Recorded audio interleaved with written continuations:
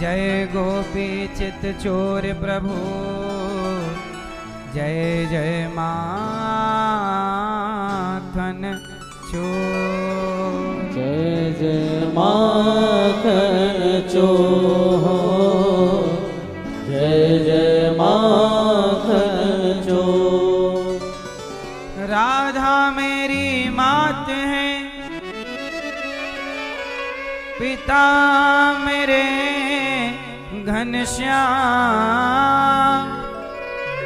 इन दोनों के चरणों में मेरा कोटि कोटि प्रणाम, मेरा कोटि कोटि प्रणाम, मेरा कोटि कोटि प्रणाम।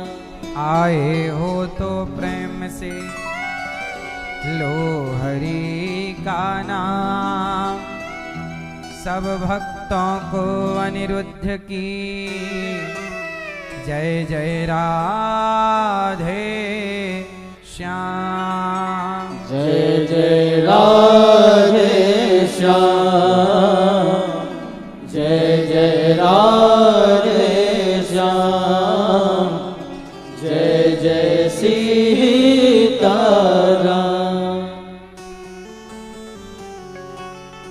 बोलिए वृंदावन बिहारी लाल की, श्री वृंदावन धाम की जय जय जय श्री राधे श्याम।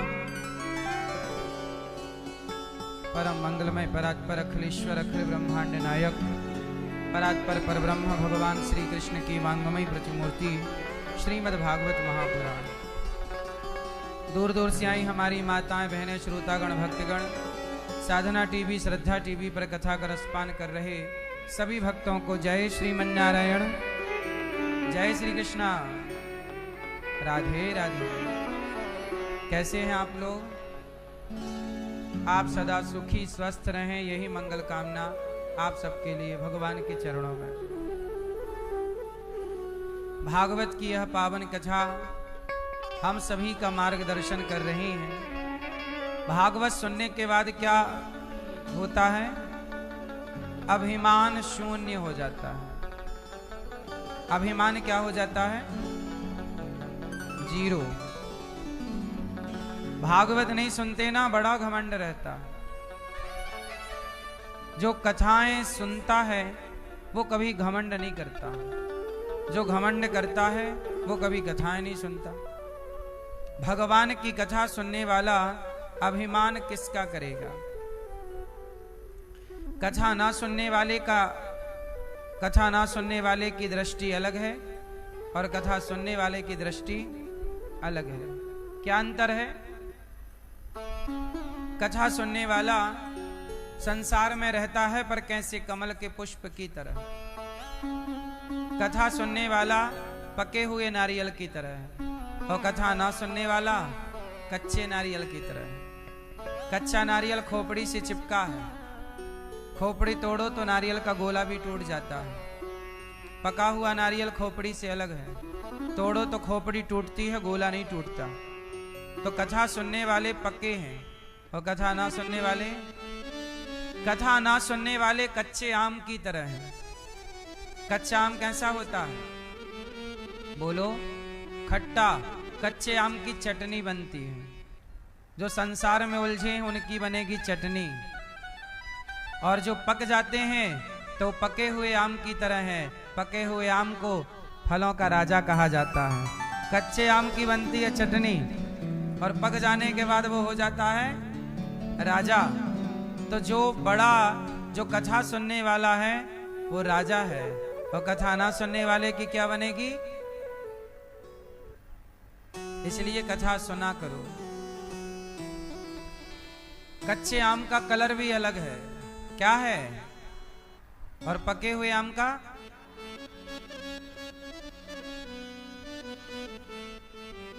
पका हुआ आम पीला। इसलिए साधु संत पीला लाल तो ये कपड़ा धारण करते हैं। भगवा क्यों? क्योंकि ये पक जाने की पहचान है।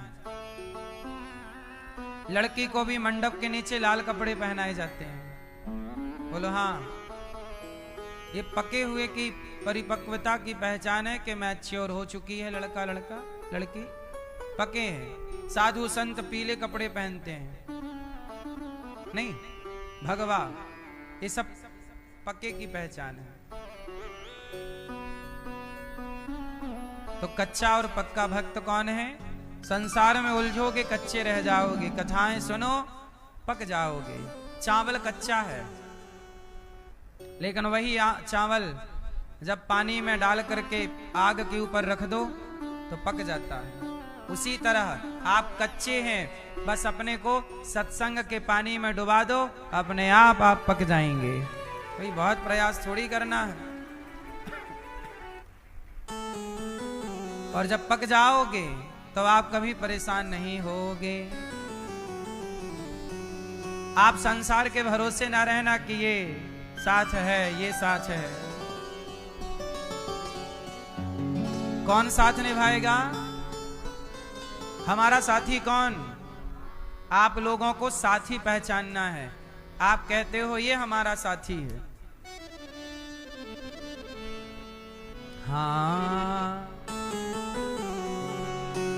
छोड़ कर संसार जब तू जाएगा, कोई ना साथी तेरा साथ निभाएगा।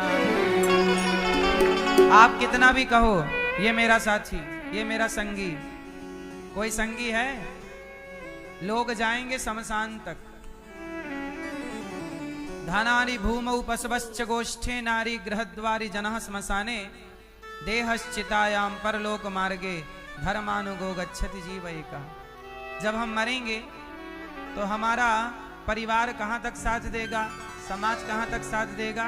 धनानि भूमौ, पैसा संसार तक साथ देता है। पशवश्च गोष्ठे, पशु पक्षी गोष्ठ तक, गौशाला घुड़शाला तक साथ देंगे। नारी गृहद्वारे, नारी पत्नी दरवाजे तक साथ देती है। जनः श्मशाने, परिवार के लोग शमशान तक साथ देते हैं। देहश्चितायाम, शरीर चिता तक साथ देता है, जलने तक।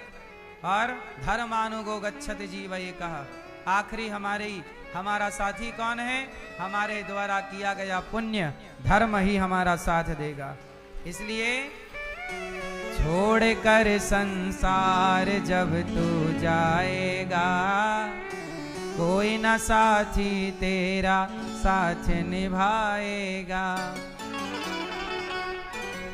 छोड़ कर संसार जब तू जाएगा, कोई ना साथी तेरा साथ निभाएगा।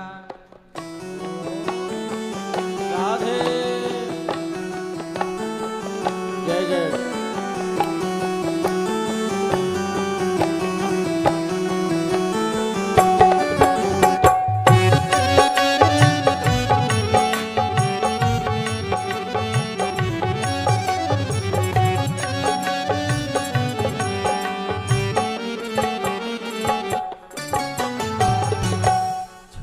कर संसार जब तू जाएगा, कोई ना साथी तेरा साथ निभाएगा।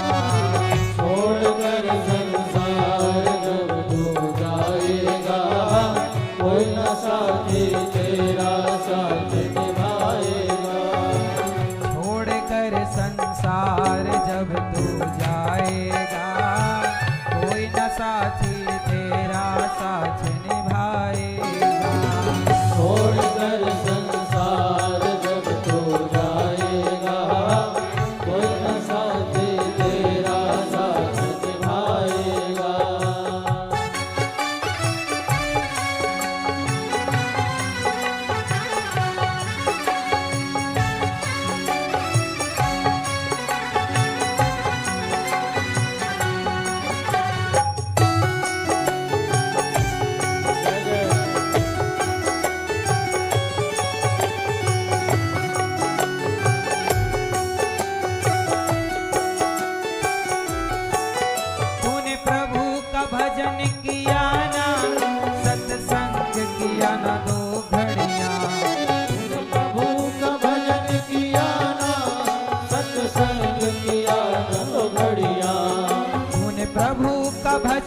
किया ना,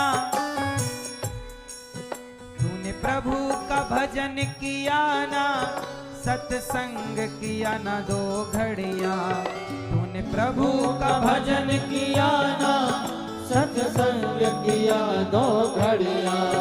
यमदूत लगा कर तुझको ले जाएंगे हथकड़ियां, यमदूत लगा कर तुझको ले जाएंगे हथकड़ियां। कौन छुड़वाएगा, कोई न साथी तेरा साथ निभाएगा। छोड़कर संसार जब तू जाएगा, कोई न साथी तेरा साथ निभाएगा। जय हो।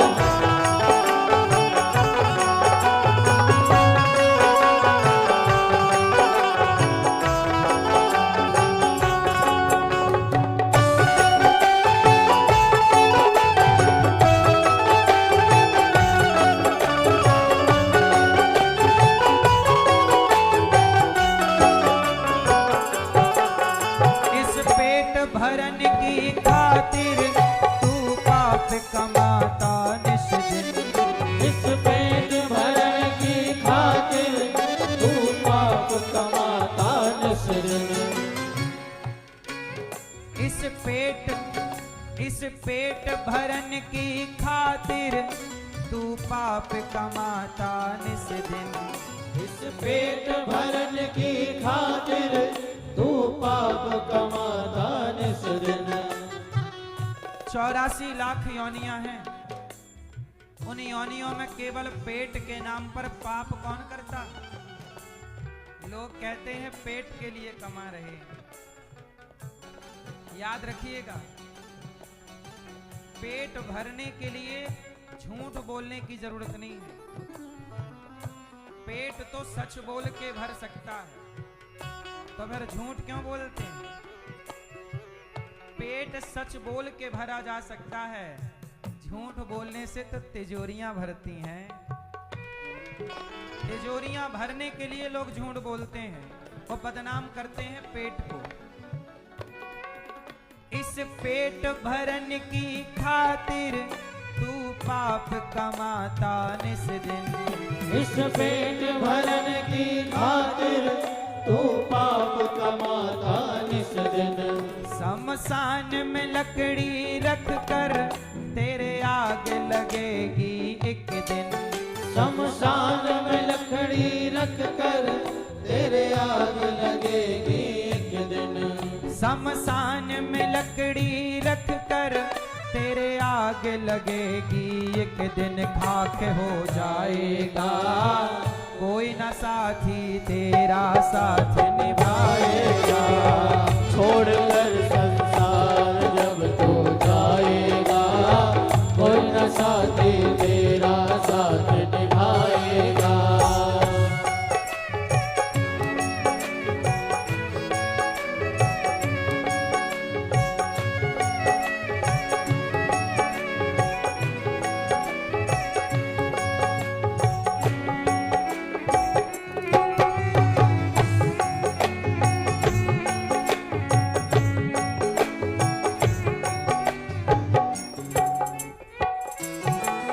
सत्संग की गंगा है ये, तू इसमें लगा ले गोता। सत्संग की गंगा है तू इसमें लगा ले गोता। सत्संग की गंगा है ये, तू इसमें लगा ले गोता। सत्संग की गंगा है तू इसमें लगा ले गोता। वरना संसार से एक दिन तू भी जाएगा, तू भी रोता।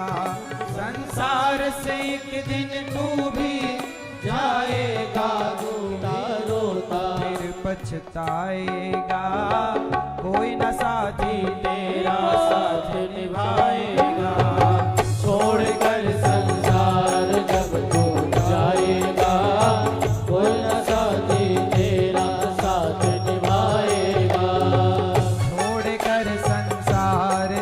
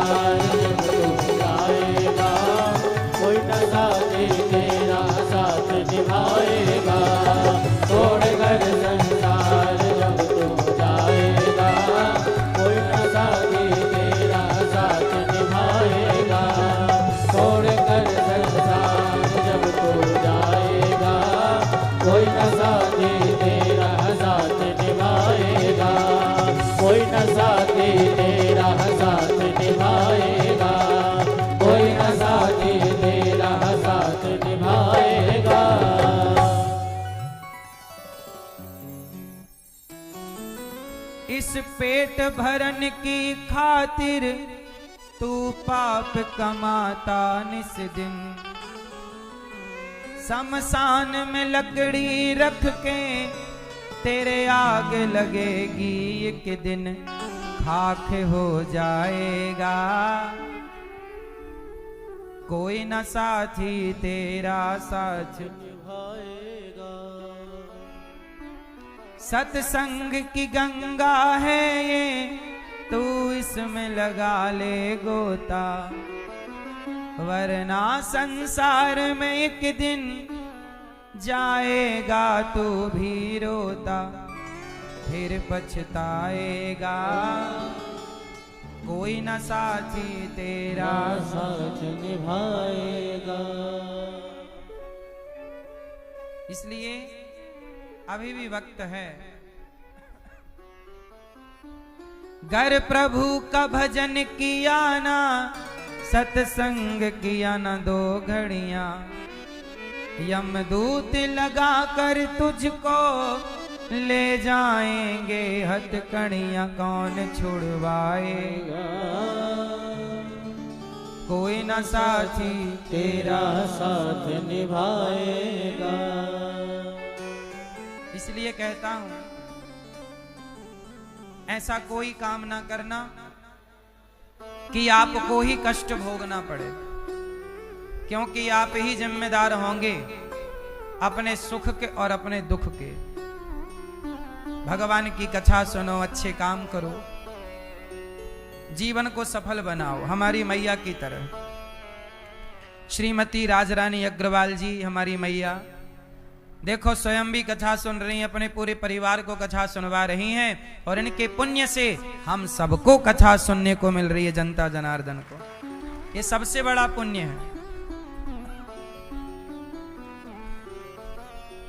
स्वर्गीय श्री राम प्रकाश अग्रवाल जी, ये आपके पिता हैं। तो श्री राम प्रकाश अग्रवाल जी मैया जी के पति, अपने पति के लिए, और सबसे अच्छी बात यह है कि मैया के बेटे हैं प्रदीप जी, किरण जी, अर्पित जी, 3 भाई हैं आप लोग। अच्छा,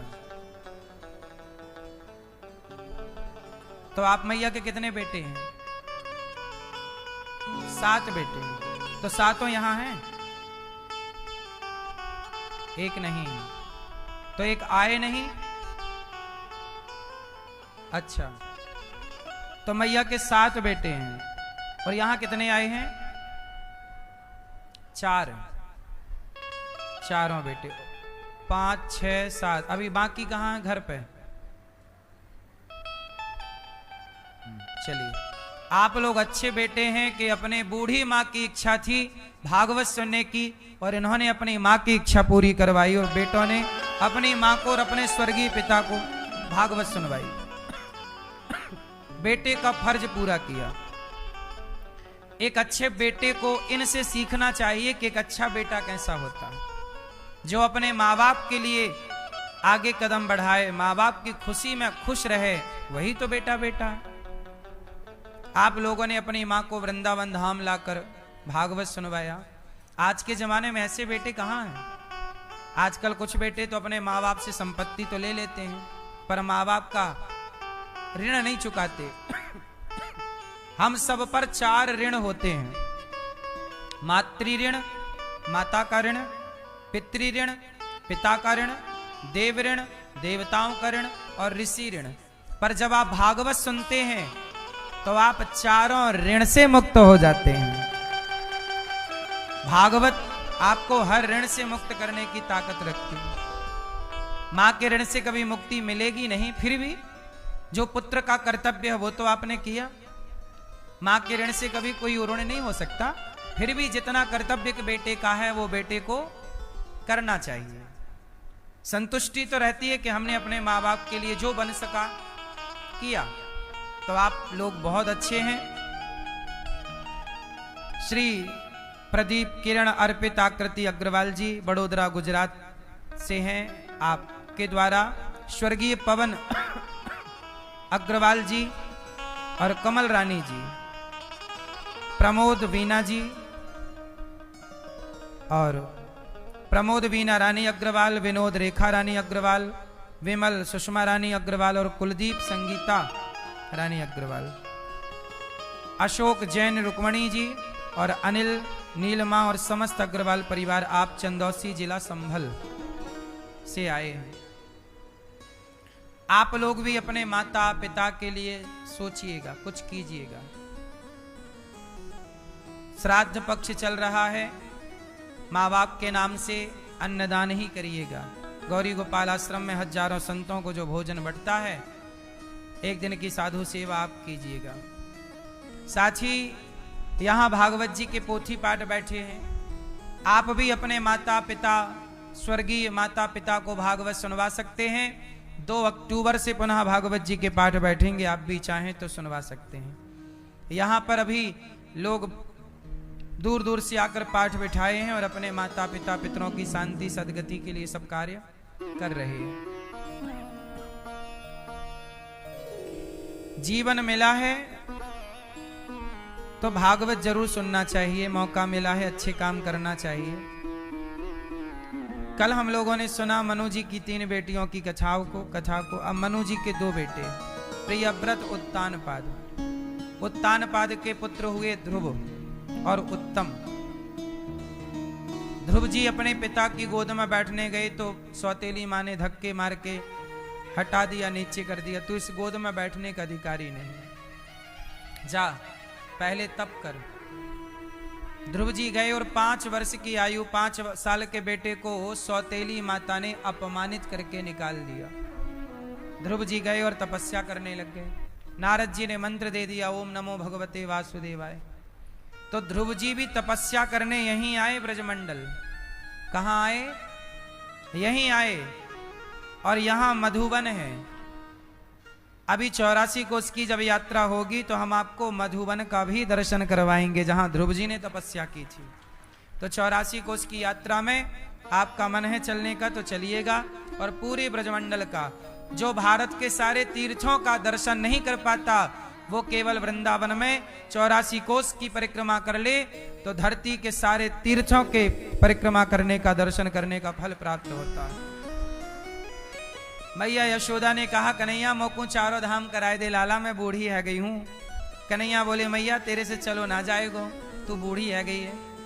तो एक काम करूं, तेरे ताई मैं सारे तीर्थों को यही वृंदावन में, यही ब्रजमंडल में बुलाऊं।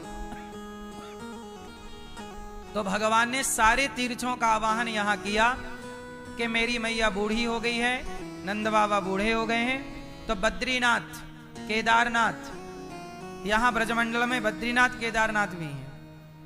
तो जो भगवान ने सारे तीर्थों का आवाहन कर लिया और कहा कि मैया तो ये ब्रजमंडल की परिक्रमा लगा, तो भगवान कृष्ण ने मैया को छकड़े में बिठाए के और पूरे वृंदावन की, पूरे ब्रजमंडल की परिक्रमा लगाई। तो सबसे पहले भगवान कृष्ण ने अपनी मैया और बाबा को और सारे ग्वाल वालों के संग 84 कोस की परिक्रमा लगाई।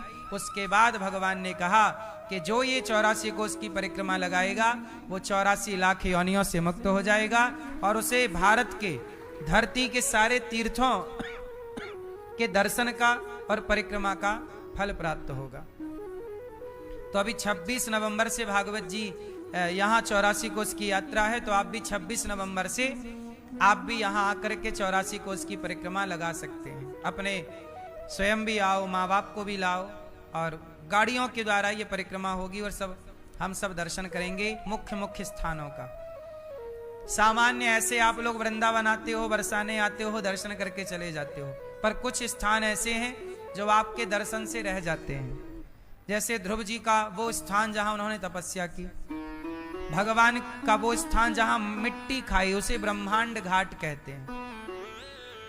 जहां भगवान ने गोपियों के संग रास रचाया बंसी बट, तो ये मुख्य लीलाओं के स्थान हैं जहां सामान्य व्यक्ति वहां तक नहीं पहुंच पाता।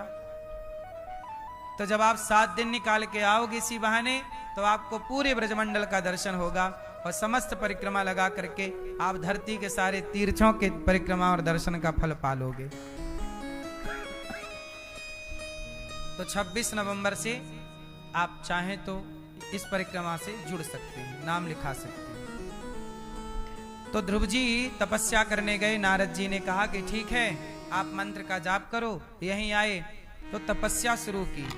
कैसी तपस्या की? 3 दिन में 1 बार खाते हैं ध्रुव जी, और दूसरा माह लगा तो 6 दिन में 1 बार, तीसरा माह लगा तो 9 दिन में। ऐसे खाने पर कंट्रोल, ध्यान भगवान में, केवल भगवान का चिंतन, केवल मंत्र का जाप, बहिर्मुखी नहीं, अंतर्मुखी। ओम नमो भगवते वास। देखो मंत्र 2 तरह से जपे जाते हैं। आप सब बोलो, मैं आपको प्रैक्टिकल करके बताऊं। चलो आप बोलो सब लोग, श्रीमन नारायण, श्रीमन नारायण। अब आप लोग अपने मुंह को बंद रखना, आवाज नहीं आएगी, और अब आप बोलो श्रीमन नारायण। अंदर बोलो श्रीमन नारायण, अंदर बोलना, भीतर कोई ना सुने, केवल आप सुनेंगे। बोलो श्रीमन नारायण, श्रीमन नारायण। अंदर बोलो और आंखें जरा बंद कर लो। ध्रुव जी ने कैसे ध्यान लगाया, मैं आपको ध्यान लगा के बताऊं कि ध्यान लगाने का सही तरीका क्या। सब आंखें बंद करो और भीतर बोलो, बोलो हे श्रीमन नारायण। अब आप लोग ऐसा भाव बनाओ कि आप बैकुंठ में हैं और माता लक्ष्मी भगवान के चरण दबा रही हैं। भगवान नारायण शेष सैया पर, शेष नाग भगवान के ऊपर लेटे हैं और भगवान के चरण लक्ष्मी जी दबा रही हैं। एक पांव लक्ष्मी जी दबा रही हैं, दूसरा पांव आप दबा रहे हैं। ऐसा भाव बनाइए कि आप बैकुंठ में भगवान के चरण दबा रहे हैं, चरणों की सेवा कर रहे हैं और जप रहे हैं श्रीमन नारायण, श्रीमन नारायण भीतर। इसके बाद भगवान की आप परिक्रमा करें।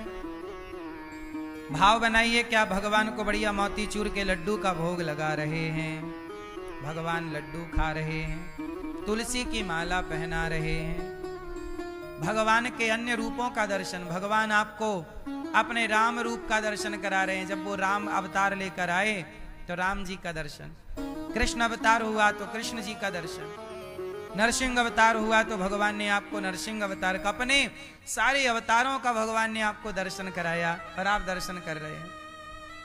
सभी अवतारों को आप प्रणाम कर रहे हैं। फिर आप प्रार्थना भाव बनाइए कि आप भगवान की प्रार्थना, भगवान के चरणों में प्रार्थना कर रहे हैं। सभी लोग प्रार्थना करेंगे। बोलो हे श्रीमन नारायण,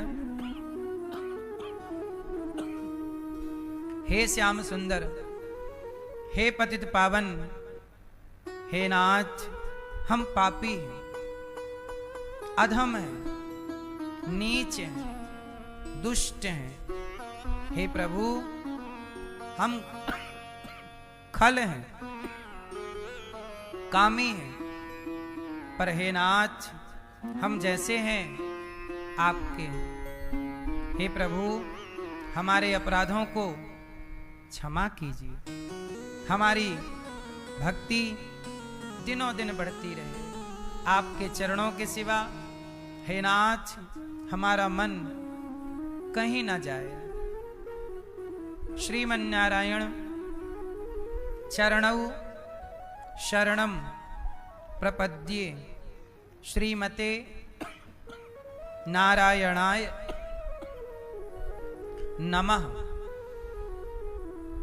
अब आप भगवान से प्रार्थना करके, परिक्रमा करके भगवान को कहो कि हे प्रभु, सदा आप मेरे हृदय में बसिए, मेरे हृदय में आप निवास स्थान बनाइए। हे प्रभु, आप यहां रहिए।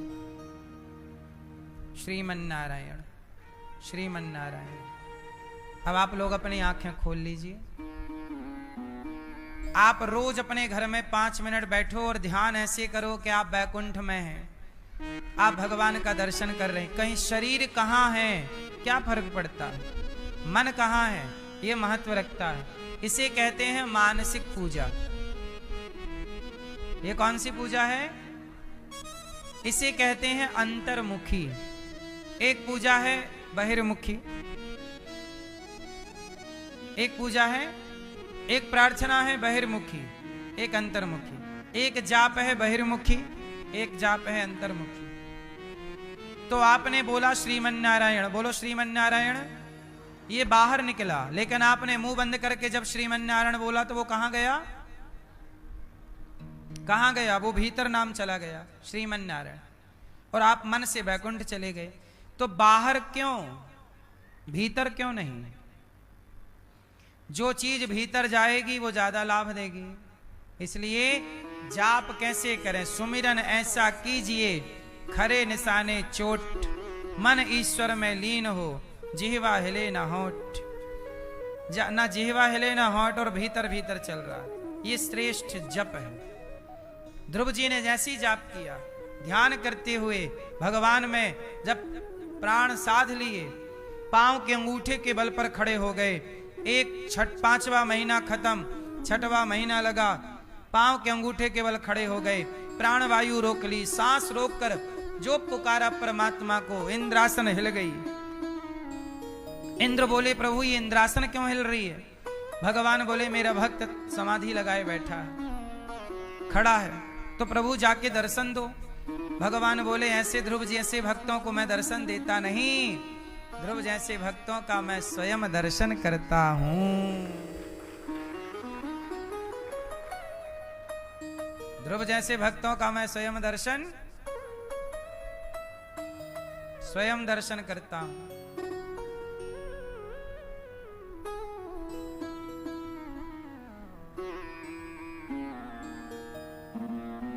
इसलिए